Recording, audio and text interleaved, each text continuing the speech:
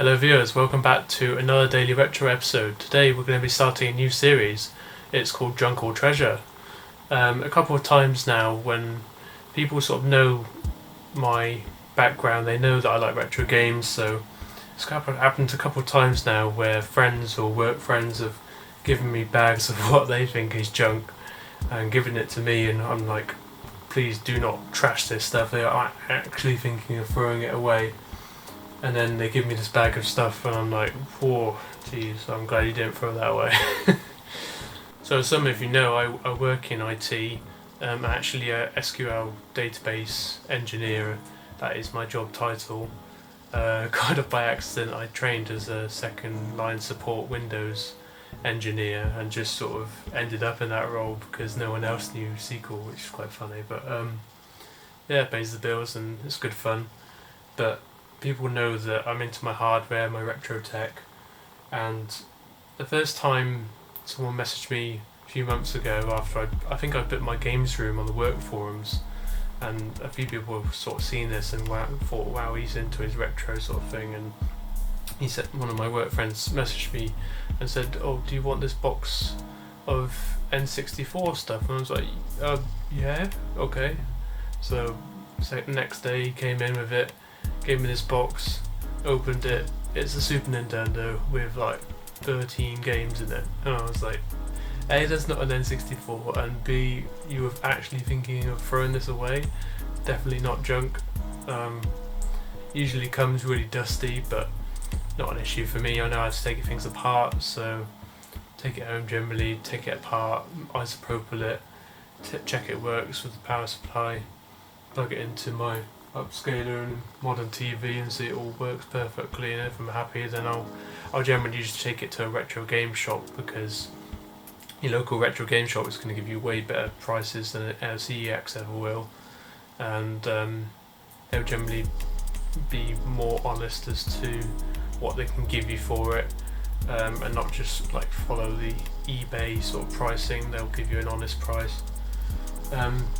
But today we've been given by a friend of mine who lives in Barrow and Finesse what they thought was junk and had been sat in their drawer for a long time. A few different consoles and games. It's essentially stuff that hasn't been used in about 15 years, but people always think, oh, it hasn't been used in ages, it's not going to work. That's generally not the case with old tech. So obviously old tech is generally passive cooling, doesn't have any moving parts, which is good for longevity of its life. And if it hasn't been used, then generally the capacitors are generally in good nick, which is a good thing, because then the console is essentially plays like new, which is great for retro collectors and selling it on, because it's not been used for a long time, but it still plays like new. So without further ado, we'll get into it. The reason I'm looking at the floor is I've got all of this all over the floor. So sort of the biggest item I got given, with its power supply I might add, which is there, is just a standard grey N64. A little bit dusty, but I gave it a clean inside, so I'm not really too bothered about the actual aesthetics too much. In really good condition. The grey usually does show up lots of scratches, but honestly there's hardly any. I had a bit of an issue with the actual reset button. It was really stiff, so I had to take it apart and loosen the mechanism, but that's pretty easy. If you know what you're doing, you just need the right hex tools, I think it is. It might be Torx actually, yeah, it's Torx to get into these. And there's only a few of them, and then the button is really simple, to be honest, to fix. You just use some isopropyl and a toothbrush and you'll get inside and loosen it up. And if you really need it, then some lithium grease as well. But again, tested this working absolutely fine. Came with one game which I'm actually going to keep, so that's not actually in this, I guess you could call it pickups. It's not actually in this, but I got Micro Machines N64 version, which is really cool because I love Micro Machines. Not an expensive game by any means, but just a really fun game. Next up, we've got a fairly newish looking Game Boy Advance. So, as you can see, absolutely no scratches on the screen lens, which is pretty rare, to be honest. You usually find something scratched. Battery covers there, looks fine, no scratches again. Cartridge port was fine. Got some batteries in there now, but did actually have to do a bit of cleaning of the terminals, because if you leave batteries in Game Boys for a long period of time, they do get a little bit of sort of blue corrosion. But as you can see, works fine. Speaker works fine. Don't really appreciate the non-modded screens anymore, because the modded screens sort of spoiled my appetite, but nonetheless a good find.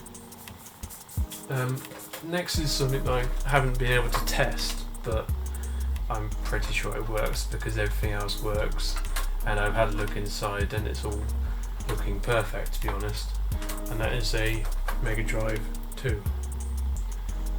I have absolutely no need for this console, but I've got the Mega Drive 1 and the Mega SG, but again, all the ports and everything look absolutely perfect. Is it going to focus at all? Maybe not. But the actual cartridge port, which is the main important thing on a Mega Drive, the lighting's not very good for that, but there's no sort of corrosion around it, which is what you want. Still use some isopropyl to get it right in there, just so when it does get played in future, it'll be like new. And the capacitors didn't have any sort of leakage on the board, which is what you want. Again, not being able to test it because unfortunately it didn't come with its official power supply, and you can't use the Mega Drive 1 power supply because they're ever so slightly different. Might work temporarily, but then might completely fry the board, so you definitely don't want to do that. Right, and then we've got the last sort of console as such is something I've never owned before, which is a very funky looking Commodore 64 TV plug and play system. So this one's by Mammoth Toys. I don't think it'd be worth anything, to be honest. Just takes a few AA's in the back, I think. Doesn't feel like the micro switches have any sort of looseness to them. Nor do the buttons feel like new, to be honest.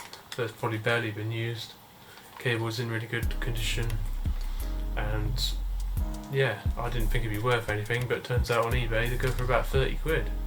I was like, it's way more than I expected, to be honest. But yeah, it must be a fairly old TV plug and play system, and they seem to be being collected more often now, which is each to their own, but it's quite a cool thing to collect, I guess. And then lastly, on sort of the consoles part, we have some controllers. So we've got two of these, so I won't bother showing you the second one, but that is just the Mega Drive 2 standard controller. Obviously came with it when it was new. Pretty good condition, not amazing, but you can tell it's had some use because the rebound is not quite perfect, but still perfectly playable. So probably only worth a few quid, but again, it works, so it's worth something. And then we have two third-party Mega Drive controllers.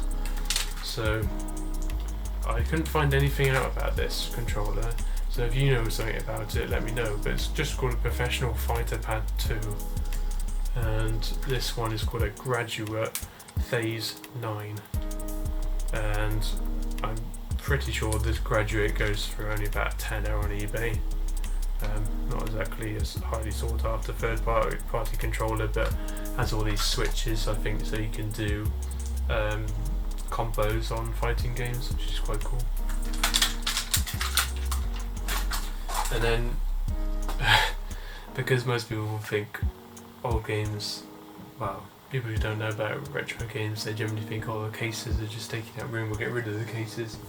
That's kind of a bummer, to be honest, because cases make games worth more than double nowadays, to be honest. And that was most sad for this, which is cart only but still works, and that is Zombies Ate My Neighbours, a game Shaun of the Dead film was based on, where you got that scene where they're jumping over the trampolines, over the fences to escape the zombies, and that's worth about 20 quid cart only now. I think I've got the box edition myself, and it's worth about 65 quid now. It's crazy. I think it's partly because it's been re-released by Limited Run Games, and they've released a sequel on the Genesis, which is obviously ramping up the original's price because people are suddenly remembering the original. And then another game I've already got, but something I'll be cool to sell on, which is Micro Machines 2 Turbo Tournament. It's I think it is the only Mega Drive cart to have those extra controller ports, so you can have 4-player games on Micro Machines. And then I'm just going to go through the rest fairly quickly, to be honest. So this is something I've not ever owned before, and that is a Game Genie for the Mega Drive. So you've got the normal pins at the bottom, but then sort of what you'd see on the motherboard of the Mega Drive at the top, so you can run cheats and just cheats through different common games on the Mega Drive, like changing the speed of Sonic and things like that. And I didn't even know it was worth anything, but it turns out they're worth about 15-20 quid. So, but again, it all adds up. And then we'll try and speed through the rest because they're not particularly exciting games, but again, they do add up. Got Lotus Turbo Challenge, pretty cheap game, to be honest, don't know much about it. The Terminator, Virgin Games, did used to own this boxed. I think I might have got rid of it ages ago because it just wasn't a good game, but for some reason it goes for £10-15. I think partly the film sort of collectors want to get them. Now you've got Zany Golf. Know absolutely nothing about this one. It's only worth about £1 on eBay. But yeah, Miss Pac-Man. Didn't even know this was on Mega Drive, but a good game, and worth about £5, I think. Desert Strike, which I already own on Mega Drive, pretty cool game, only worth about a couple quid.